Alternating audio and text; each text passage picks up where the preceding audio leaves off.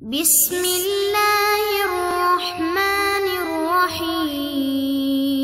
السلام علیکم ورحمۃ اللہ وبرکاتہ۔ امید ہے کہ آپ سب اللہ کے فضل و کرم سے خیر و عافیت سے ہوں گے اور ایمان کی بہترین حالتوں میں ہوں گے۔ آج ہم کتاب سنن ابی داؤد کا سبق نمبر 50 پڑھیں گے، یعنی کہ کتاب الاشربہ کا 10واں حصہ۔ تو کتاب الاشربہ کے ضمن میں ہم نے مختلف عنوانات کو پڑھا، اور کل کے سبق میں ہم نے بابو فی صفت النبیذ کی کچھ احادیث کو تفصیل کے ساتھ پڑھا تھا۔ آج انشاءاللہ آگے کچھ احادیث کو تفصیل کے ساتھ پڑھیں گے۔ حدیث کی عبارت دیکھیے، وبہ قال حدثنا محمد بن المثنى قال حدثني عبد الوهاب بن عبد المجيد الثقفي عن يونس بن عبيد عن الحسن عن أمه عن عائشة رضي الله تعالى عنها قالت كان ينبذ لرسول الله صلى الله عليه وسلم في سقاء يوكأ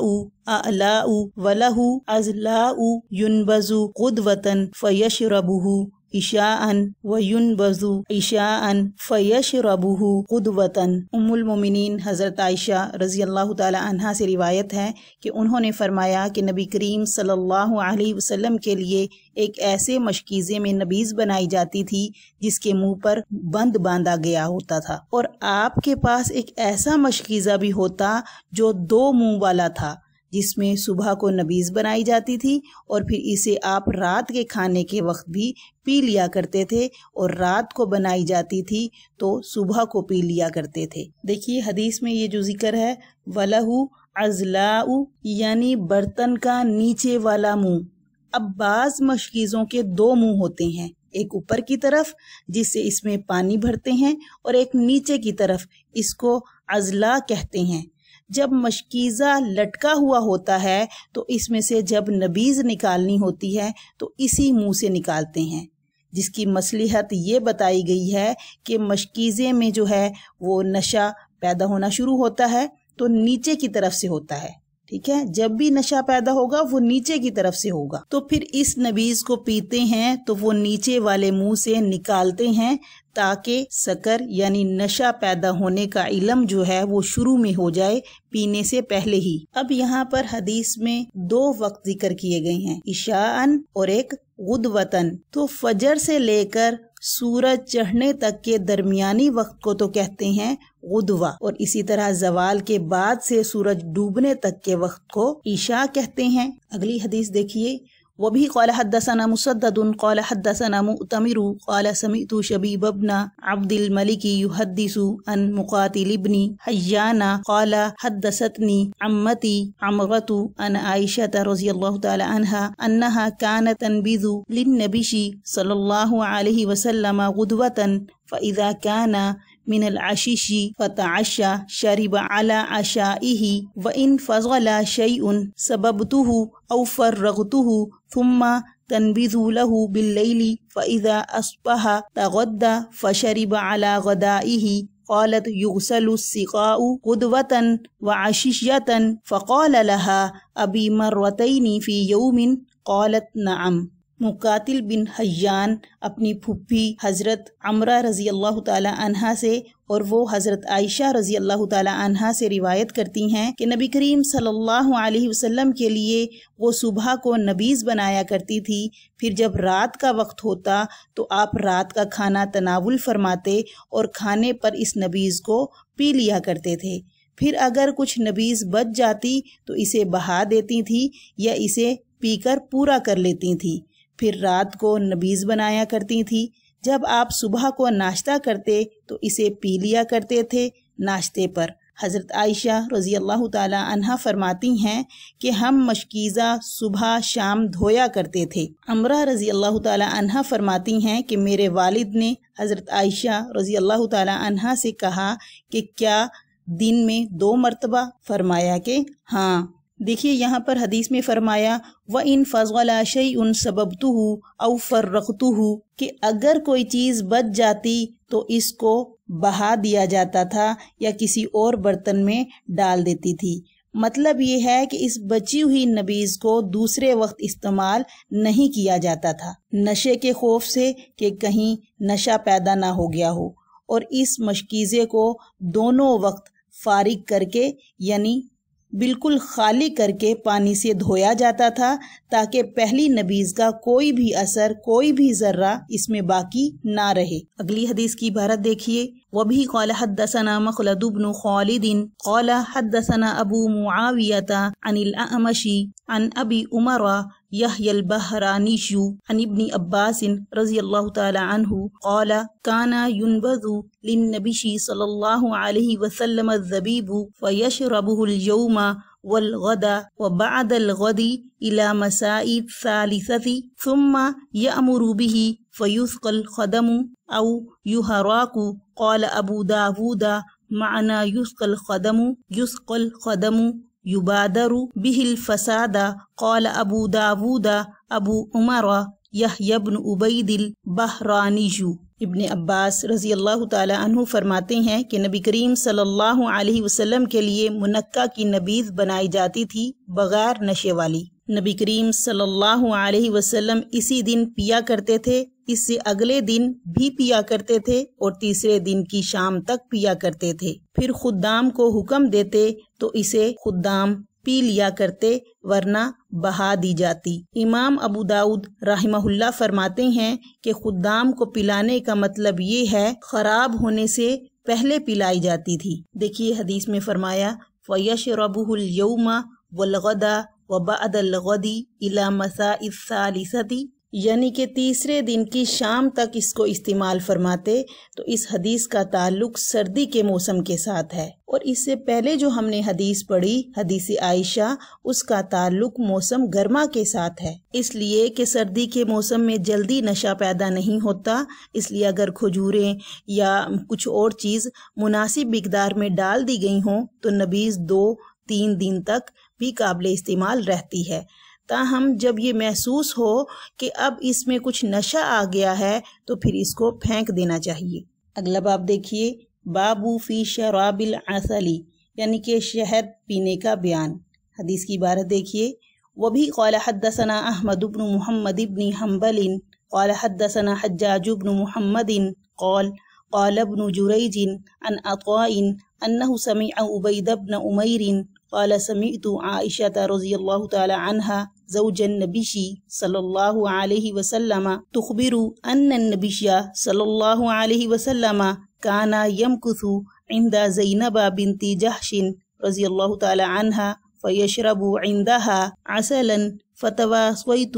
انا وحفصة رضی اللہ تعالی عنہ ایتنا ما دخل علیہ النبی صلی اللہ علیہ وسلم فلتقل انی اجد منک ریح مغافر فدخل على احداهن فقالت له ذلك فقال بل شربت عسلا عند زینب بنت جحش ولن اعود له فنزلت لما تحرم ما احل الله لك تبتغي الى ان تتوبا الى الله لعائشة وحفصة رضی اللہ تعالی عنہما واذ اثر النبی الى بعض ازواجه حدیثا لقوله صلی اللہ علیہ وسلم بل شربت عسلا۔ عبید بن عمیر فرماتے ہیں کہ میں نے حضرت عائشہ رضی اللہ تعالی عنہا سے سنا، انہوں نے بتایا کہ حضور کریم صلی اللہ علیہ وسلم ایک مرتبہ اپنی زوجہ مطہرہ حضرت زینب بنت جحش رضی اللہ تعالی عنہا کے پاس ٹھہرے ہوئے تھے۔ آپ نے ان کے پاس شہد پیا تو میں نے اور حضرت حفصہ رضی اللہ تعالی عنہما نے آپس میں طے کیا کہ ہم میں سے جس کے پاس بھی نبی کریم صلی اللہ علیہ وسلم تشریف لائیں تو وہ کہے گی کہ آپ کے منہ سے مغافیر، یہ ایک بدبودار چیز یعنی پودے کا، جڑی بوٹی کا نام ہے، اس کی بو آ رہی ہے، کیونکہ نبی کریم صلی اللہ علیہ وسلم کو بدبو سے انتہائی نفرت تھی، تو اس لیے انہوں نے یہ فرمایا۔ پھر آگے فرمایا، نبی کریم صلی اللہ علیہ وسلم ہم میں سے ایک کے پاس آئے تو اس نے آپ سے وہی کہا، تو آپ نے فرمایا کہ بلکہ میں نے تو شہد پیا ہے زینب بنت جحش رضی اللہ تعالی عنہا کے پاس، اور آئندہ دوبارہ ہرگز نہیں پیوں گا۔ تو جب یہ واقعہ ہوا تو قرآن کریم کی آیت لما تحرم ما احل اللہ نازل ہوئی۔ آگے حضرت عائشہ اور حضرت حفصہ رضی اللہ تعالی عنہما کو حکم ہوا کہ دونوں اللہ سے توبہ کریں، اور جب نبی نے اپنی بعض ازواج سے چھپا کر ایک بات کہی اور یہ آیت اس لیے لائے کہ نبی کریم صلی اللہ علیہ وسلم نے فرمایا تھا کہ بلکہ میں نے تو شہد پیا ہے۔ دیکھیے یہاں پر فرمایا فتواصیت انا و حفصۃ، یعنی میں نے اور حفصہ رضی اللہ تعالی عنہا نے باہم اتفاق کیا۔ پھر آگے یہ جو حدیث میں آیا فلتقل انی اجد منک ریح مغافر، مغافر مغفور کی جمع ہے۔ مغفور ایک درخت کی گوند کا نام ہے، جس درخت سے وہ نکلتا ہے اس کو عرفت کہا جاتا ہے۔ یہ درخت خاردار ہوتا ہے، اس کی گوند میں مٹھاس ہوتی ہے، جس کو پانی میں ملا کر بعض لوگ پیتے ہیں، لیکن اس کی بو اچھی نہیں ہوتی۔ تو اس لیے نبی کریم صلی اللہ علیہ وسلم کو اس بات سے سخت نفرت تھی کہ آپ کے جسم مبارک سے کسی کو کوئی بو محسوس ہو۔ اگلی حدیث کی عبارت دیکھیے، وبه قال حدثنا الحسن بن علي قال حدثنا ابو اسامة عن هشام عن ابيه عن عائشة رضي الله تعالى عنها قالت كان رسول الله صلى الله عليه وسلم يحب الحلواء والعسل فذكر بعض هذا الخبر وكان النبي صلى الله عليه وسلم يشتد عليه ان توجد منه الريح وفي هذا الحديث قالت سودة بل اکلت مغافر قال بل شربت عسلا سقتنی حفصۃ رضی اللہ تعالی عنہا فقلت جرست نخله العرفۃ نبت من نبت النحل قال ابو داود المغافر مقلۃ وهي صمغۃ وجرست رعت والعرفۃ نبت من نبت النحل۔ ہشام سے روایت ہے کہ نبی اکرم صلی اللہ علیہ وسلم میٹھی چیز اور شہد کو بہت پسند فرماتے تھے، اور پھر انہوں نے اسی حدیث کا کچھ حصہ بیان کیا، یہ کہ نبی کریم صلی اللہ علیہ وسلم کو یہ بات بڑی ہی ناگوار گزرتی تھی کہ آپ سے بدبو آئے، اور اسی حدیث میں یہ ہے کہ حضرت سودا رضی اللہ تعالی عنہا نے فرمایا کہ بلکہ آپ نے مغافیر کھایا ہے، تو آپ صلی اللہ علیہ وسلم نے فرمایا کہ نہیں، میں نے تو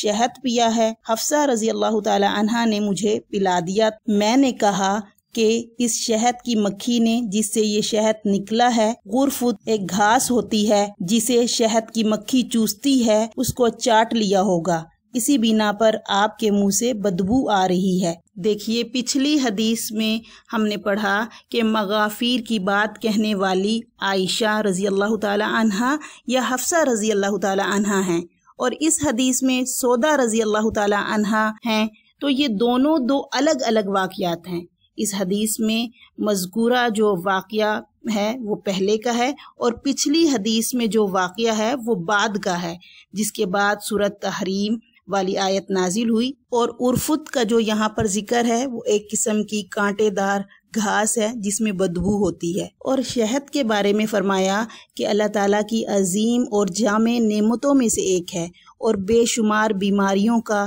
اس سے علاج ہوتا ہے۔ ارشاد باری تعالیٰ ہے فیہ شفاء للناس، اس میں لوگوں کے لیے شفا ہے، اس لیے کسی بھی حلال چیز کو اپنے لیے حرام قرار دے دینا نبی کریم صلی اللہ علیہ وسلم کے لیے بھی جائز نہیں تھا۔ تو احادیث میں اس قسم کے واقعات کا ذکر کرنا اور ازواج کا آپس میں یہ معاملہ ہونا اس بات کی تصریح ہے کہ وہ اس دنیا کی مخلوق تھیں۔ معاشرتی زندگی کے حوالے سے ان کے جذبات فطری تھے، وہ معصوم عن الخطا نہیں تھی معاشرتی لحاظ سے، مگر اللہ تعالیٰ نے انہیں نبی کریم صلی اللہ علیہ وسلم کی دل کی راحت اور اشاعت دین کے لیے منتخب فرما لیا تھا۔ تو ان میں سے ہر ایک کی یہی تمنا تھی، یہی آرزو تھی کہ کسی بھی طرح وہ زیادہ نبی کریم صلی اللہ علیہ وسلم کی محبت اور پیار کی حقدار بن جائیں، اور یہ عین ایمان کے مطابق بھی ہے۔ تو اس صورتحال میں اس انداز کے معمولی